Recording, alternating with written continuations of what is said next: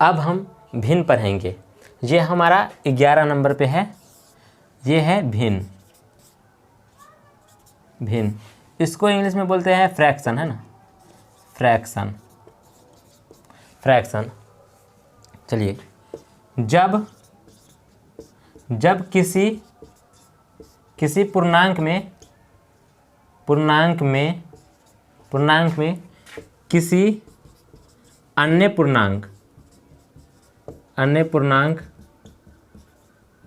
पूर्णांक से भाग दिया जाए तो उसे भिन्न कहते हैं। भिन्न कहते हैं ना, कहते हैं। आगे इसका एक और परिभाषा हम देख लेते हैं। अंश और हर के रूप को भिन्न कहते हैं। भिन्न कहते हैं।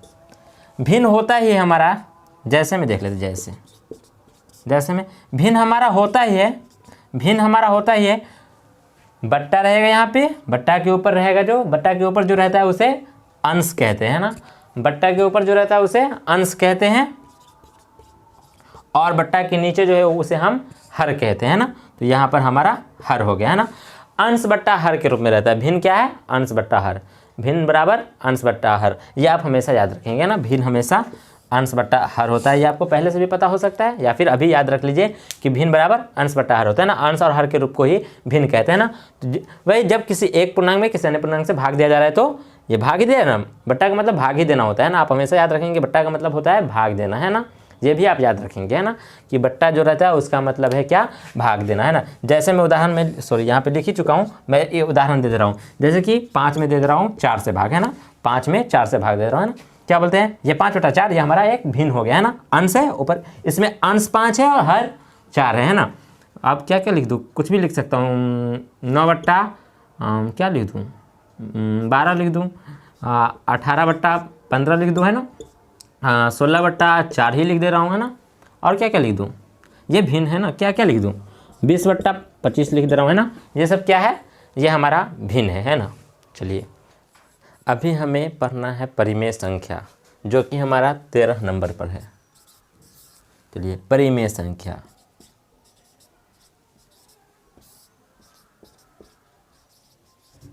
परिमेय संख्या, परिमेय संख्या को इंग्लिश में बोलते हैं रेशनल नंबर।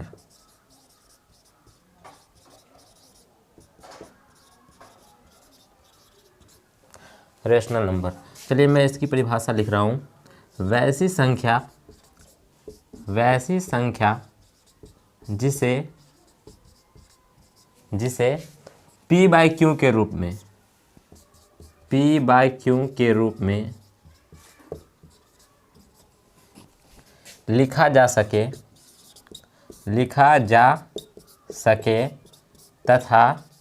तथा जिसका p तथा q दोनों पूर्णांक हो तथा q बराबर नहीं होना चाहिए 0 के।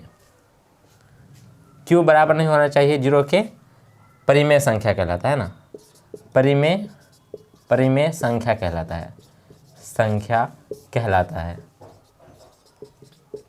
कहलाता है। अब मैं इसका एग्जाम्पल देखने से पहले आपको एक और चीज़ लिख दे रहा हूँ। ये बात भी आपको ध्यान रखना पड़ेगा। मैं इसे कोष्ठ में कर दे रहा हूँ। अगर किसी पूर्णांक पर वर्गमूल का निशान लगा हो, वर्गमूल जिसको स्क्वायर रूट बोलते हैं ना, ये निशान वर्गमूल का निशान लगा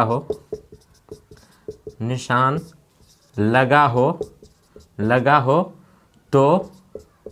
तो उसका पूरा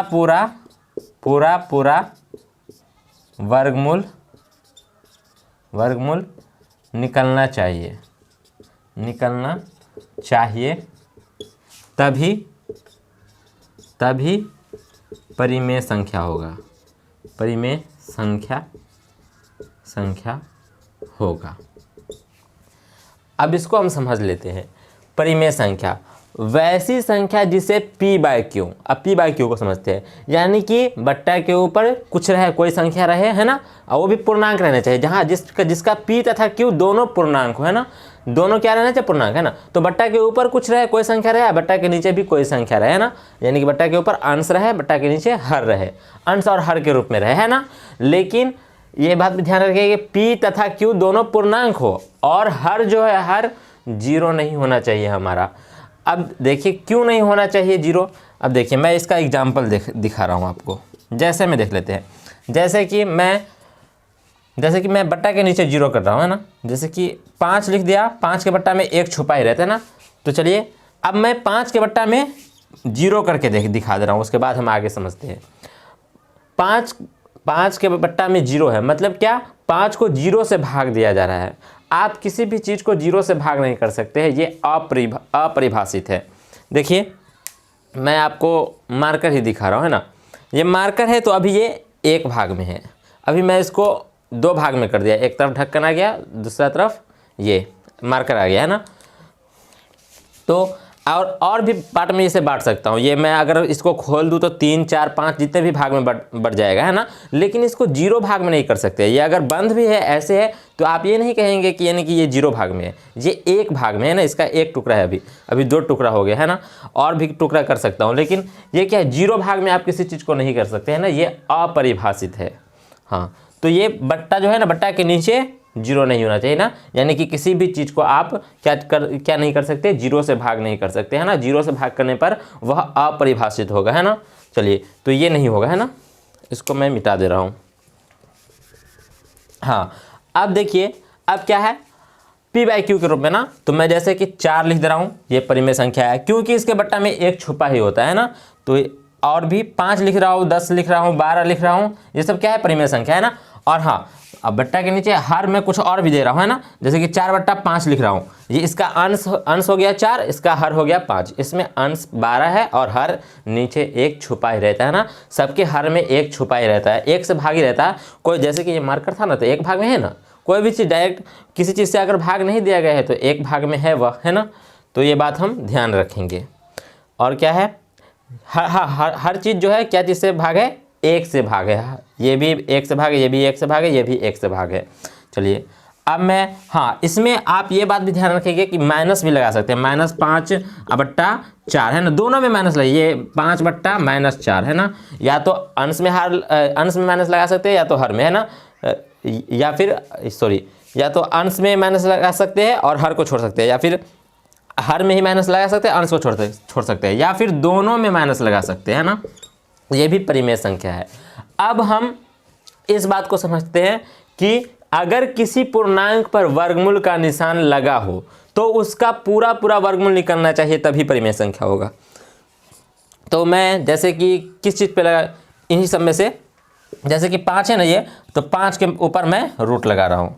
5 क्या पूरा वर्ग, पूर्ण वर्ग है 5, यानी कि इसका पूरा वर्गमूल निकलता है नहीं। कोई कोई ऐसी संख्या नहीं है जिसको उसी से गुना करने पर, कोई ऐसी संख्या नहीं है जिसको उसी से गुना करने पर 5 आ जाए, नहीं आएगा ना। मतलब 5 का पूरा वर्गमूल नहीं निकलेगा। तो ये क्या है, अपरिमेय संख्या है, ये नहीं होगा, है ना। अब 4 के ऊपर मैं रूट लगा दे रहा हूँ, तो ये देखिए इसका ऐसी कोई संख्या है जिसको उसी से गुना करने पर 4 आ जाएगा। जैसे कि इसको देखिए, रूट के अंदर 2 × 2 कर दे रहा हूँ, है ना। 4 को मैं लिख सकता हूँ 2 × 2, और देखिए 2 है जो अपने आप से ही ना गुना हुआ है, 2 को 2 से ही गुना करने पर, किसी और संख्या से गुना करने पर नहीं, उसी संख्या से गुना करने पर, और पूर्णांक होना चाहिए ना, तो उसी से गुना करने पर 4 आ जा रहा है। तो मतलब √4 यानी कि 4 का वर्गमूल हमारा आ जाएगा क्या, इस दोनों में से कोई एक बाहर निकाल लेंगे, है ना। ये हमारा 2 आ गया, √4 का वैल्यू 2 है ना।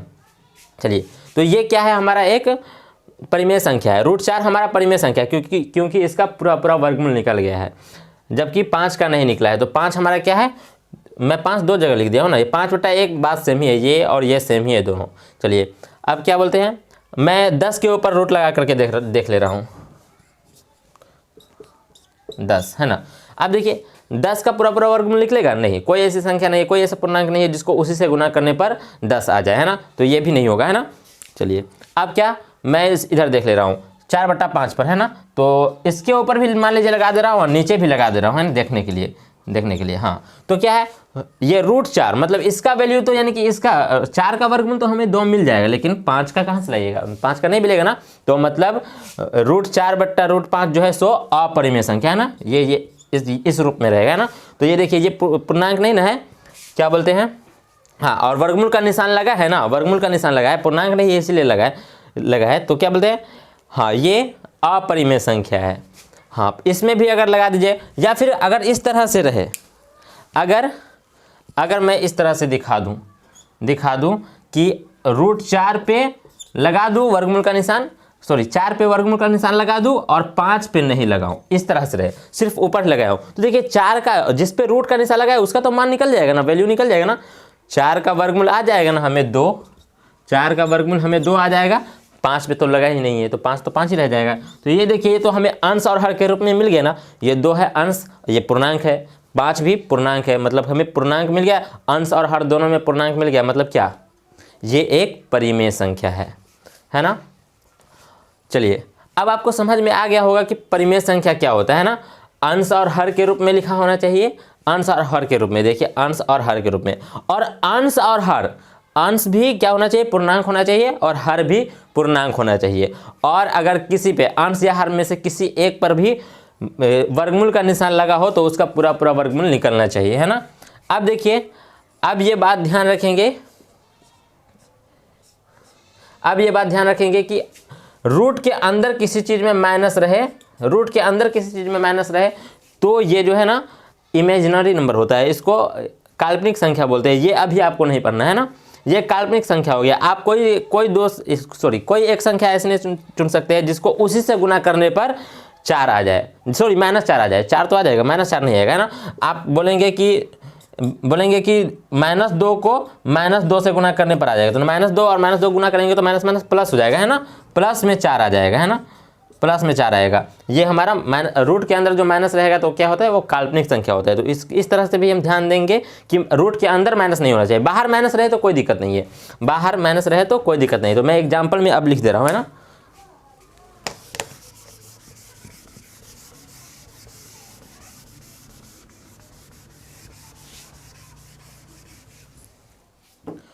तो यहाँ पर मैं लिख दे रहा हूँ, हाँ 25 रूट लगा दे रहा हूँ, 25 का वर्गमूल निकल जाएगा ना, 5 को 5 से गुना करने पर 25 आ जाता है, तो √25 बट्टा में यहाँ पर क्या लिख दूँ, कुछ भी लिख सकता हूँ, 6 लिख दे रहा हूँ, है ना। अब यहाँ पे √9 बट्टा में √4, ये देखिए दोनों का वर्गमूल निकल जा रहा है ना, अंश और हर दोनों का वर्गमूल निकल जाएगा, इसका वर्गमूल 3, इसका वर्गमूल 2, तो निकल जा रहा है, तब ये हमारा परिमेय संख्या। नहीं निकलता है, अगर किसी एक का भी नहीं निकलता तो वो अपरिमेय संख्या हो जाता है ना। चलिए अब मैं क्या लिख दूँ यहाँ पर, हाँ माइनस भी, बाहर अगर माइनस रहे, जैसे कि -√9 बट्टा यहाँ पे क्या √4 ही लिख दे रहा हूँ, है ना। तो इसका ये क्या हो जाएगा, इसका वैल्यू आप निकाल सकते हैं ना, ये -3 हो जाएगा, और ये ये तो माइनस, नीचे माइनस नहीं है तो ये 2 हो जाएगा ना, तो ये परिमेय संख्या आ गया ना। देखने में ये रूप में है, लेकिन इसका एक्चुअल वैल्यू ये है ना। तो हम ध्यान रखेंगे कि अगर वर्गमूल का निशान लगा हुआ है तो पूरा पूरा वर्गमूल निकलना चाहिए उसका, है ना। चलिए परिमेय संख्या आपको समझ आ जाना चाहिए, है ना, जो अंश और हर के रूप में रहे और अंश और हर दोनों पूर्णांक होना चाहिए, है ना। ये देखिए अगर मैं किसी चीज़ पे जो, जैसे कि अभी जो लगाया हूँ √9 और बट्टा में 6 वाला ले रहा हूँ, है ना, इस पर भी ये रूट लगा दे रहा हूँ, तो ये पूर्णांक नहीं बचेगा, इसका वैल्यू निकालिएगा ना तो पॉइंट में चला जाएगा, तो पूर्णांक कैसे बचेगा ये, है ना। और हाँ 9 के ऊपर रूट लगा है तो इसका वैल्यू निकालेंगे आप, तो ये 3 आ जाएगा, है ना, ये 3 आ जाएगा ना, तो ये तो पूर्णांक बन गया ना, लेकिन ये पूर्णांक नहीं बनेगा। तो फिर एक भी अगर पूर्णांक अगर नहीं बना तो अपरिमेय संख्या, है ना। अंश और हर दोनों पूर्णांक होना चाहिए। हाँ हर जो है सो नहीं होना चाहिए, कौन सा पूर्णांक, 0, है ना। बाकी अंश अगर 0 भी रहे तो चलेगा, है ना। तो मैं ये एग्जाम्पल कौन सा दिया था, ये नहीं होगा, है ना, ये नहीं दे सकते हैं। चलिए अब मैं परिमेय संख्या, आप ये भी परिमेय संख्या लिखेंगे, ये दोनों तो सेम ही हो गए, 5 इसे मैं 2 कर दे रहा हूँ, है ना। अब यहाँ पर मैं 0 भी लिख दे रहा हूँ, 0 एक परिमेय संख्या है, 0 परिमेय संख्या है, आप ध्यान रखेंगे, है ना। चलिए 1/2, 3/4, है ना, 18/12 है ना, ये सब क्या है, परिमेय संख्या है। और क्या क्या लिख दूँ,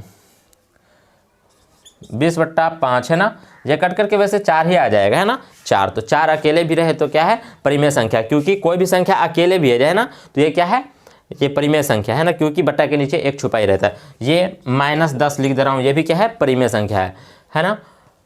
तो धनात्मक और ऋणात्मक दोनों होता है ना, क्योंकि पूर्णांक ही होता है ना। अंश और हर क्या रहना चाहिए, लिखा जैसे जिसका p तथा q दोनों क्या रहना चाहिए, पूर्णांक रहना चाहिए। और पूर्णांक तो हमारा प्लस और माइनस दोनों में होता है ना, इसलिए परिमेय संख्या भी क्या दोनों रहेगा, प्लस और माइनस दोनों। चलिए अब हम पढ़ते हैं अपरिमेय संख्या। ये हमारा 14 नंबर पर है, अपरिमेय संख्या।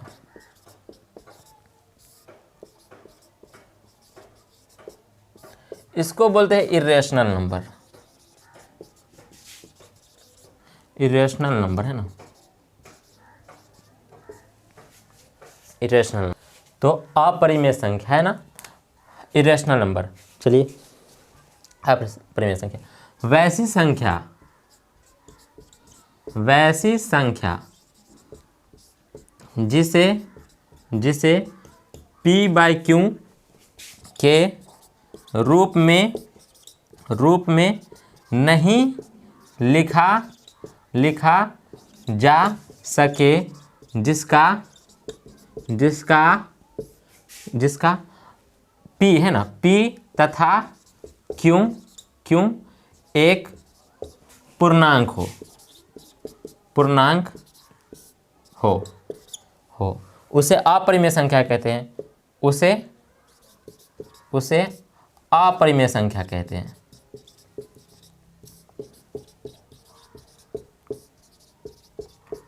अपरिमेय संख्या कहते हैं वैसी संख्या जिसे अंश और हर के रूप में नहीं लिख सकते हैं, जिसका p और q क्या होना चाहिए, पूर्णांक होना चाहिए, है ना। तो जैसे कि मैं क्या लिख दूं, जैसे मैं जो परिमेय संख्या देख लिए हैं, परिमेय संख्या देख लिए वहीं से आप पता कर सकते हैं ना, परिमेय संख्या देख लिए वहीं से पता कर सकते हैं। जैसे कि मैं लिख दे रहा हूँ √3, ये अंश है ना, और इसका पूरा वर्गमूल भी नहीं निकलेगा है ना, तो क्या है, ये अपरिमेय संख्या। और मैं लिख रहा हूँ 1/√3, ये देखिए अभी √3 जो है सो हर में चला गया है, अंश हमारा एक जो क्या है, एक हमारा पूर्णांक है, किंतु ये नीचे जो है बट्टा के नीचे वो हमारा पूर्णांक नहीं है ना, इसका पूरा वर्गमूल नहीं निकलेगा तो ये पूर्णांक में नहीं आएगा है ना, तो ये क्या है, हमारा अपरिमेय संख्या है ना। अब मैं क्या क्या लिख दूँ, √5 भी लिख सकते हैं ना, और क्या लिख सकते हैं, -√2 भी लिख सकते हैं ना, लेकिन माइनस में रूट के बाहर लगाया हुआ ना, ये बात ध्यान रखेंगे आप है ना। और क्या बोलते हैं, और √4 नहीं लिख सकता मैं है ना, ये तो परिमेय संख्या हो गया ना, इसका तो वैल्यू निकल जाएगा ना, मान यानी कि पूर्णांक वैल्यू निकल जाएगा ना। चलिए तो मैं इसको मिटा दे रहा हूँ है ना। अब क्या है, अब मैं कुछ और भी लिख दे रहा हूँ, 1/√5 या फिर √5/√3 है ना, या फिर √5/√4, एक का तो नहीं निकल रहा है ना, भले ही √4 का निकल जाए लेकिन ऊपर तो √5 ही रहेगा ना, पूर्णांक में तो नहीं आएगा ना, तो ये क्या है, अपरिमेय संख्या है, ये बात ध्यान रखेंगे। वैसी संख्या जिसे p/q के रूप में नहीं लिखा जा सके तथा जिसका p और यानी कि इस रूप में p/q के रूप में नहीं लिखा जा सके जब उसका क्या हो, p तथा q एक पूर्णांक हो है ना, यानी कि या तो दोनों या फिर कोई एक भी अगर पूर्णांक नहीं हुआ तो वो हमारा अपरिमेय संख्या हो जाएगा है ना, कोई एक भी अगर पूर्णांक नहीं है तो। चूँकि अब हमने अपरिमेय संख्या पढ़ लिया है, अब हम आते हैं अपने मेन टॉपिक पे, रियल नंबर्स है ना, वास्तविक संख्या है। अब वास्तविक संख्या क्या होता है, चलिए देख लेते हैं। अब हम पढ़ेंगे अपना मेन टॉपिक, जो इस चैप्टर का नाम है रियल नंबर है ना, वास्तविक संख्या है। तो चलिए ये हमारा 15 नंबर पर है, वास्तविक संख्याएं, वास्तविक संख्याएं, इसको इंग्लिश में बोलते हैं रियल नंबर्स है ना। चलिए अब हम देख लेते हैं कि वास्तविक संख्याएं क्या होता है ना। तो वास्तविक संख्याएं, परिमेय संख्या तथा अपरिमेय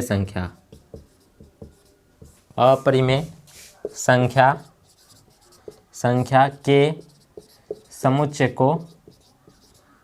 को को वास्तविक संख्या कहते हैं। वास्तविक संख्या कहते हैं। जैसे देख लीजिए, जैसे जो भी परिमेय संख्या था और जो भी अपरिमेय संख्या है, सबको परिमेय संख्या और अपरिमेय संख्या के समुच्चय सेट को क्या बोलेंगे? वास्तविक संख्या बोलेंगे ना साथ में, जो भी है। तो परिमेय संख्या क्या क्या था? जैसे कि 0 भी था, 1 भी था, 2 भी था, 1/2 भी था, 5, 5/6, 9/8 है ना, ये सब क्या था? परिमेय संख्या है ना। और इस तरह से भी था √4/5 है ना, इसका वर्गमूल निकल जाएगा, ये 2 हो जाएगा, ये 5 हो जाएगा, तो 2/5 है ना। अब क्या बोलते हैं? सिर्फ परिमेय संख्या नहीं है, परिमेय संख्या तथा अपरिमेय संख्या दोनों साथ में है ना। तो मैं 1-2 अपरिमेय संख्या भी लिख दे रहा हूँ। 1/√9 नहीं, √9 नहीं, √10 है ना, ये √3/√12 है ना, ये सब √18 चलिए √16 ही डाल देता हूँ, कोई दिक्कत नहीं है, क्योंकि सिर्फ एक का ही ना निकलेगा √16। तो ये हमारा एग्जाम्पल हो गया क्या चीज़ का? वास्तविक संख्या का है ना, किसी एक का ही निकलेगा इसमें, इसलिए ये अपरिमेय संख्या है ना। तो परिमेय संख्या और अपरिमेय संख्या के समुच्चय को एक साथ है ना, सब एक साथ है तो क्या है?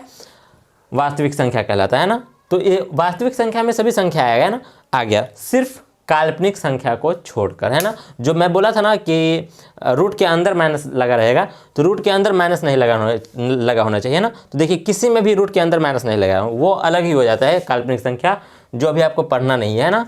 चलिए ये 11th में शायद है, कॉम्प्लेक्स नंबर में है ना। चलिए अब मैं इसे मिटा दे रहा हूँ। अब हमने सभी संख्याओं के बारे में पढ़ लिया है। अब हम चैप्टर में जो भी पढ़ना है एक्सरसाइज के लिए वो सब क्लियर करेंगे, उसके बाद हम एक्सरसाइज बनाना शुरू कर देंगे। तो चलिए अभी ये हमारा पार्ट 2 वीडियो था। चलिए ये हमारा पार्ट 2 वीडियो था। अब आगे 1 या 2 पार्ट और आ सकता है इसका, उसके बाद हम एक्सरसाइज करेंगे है ना।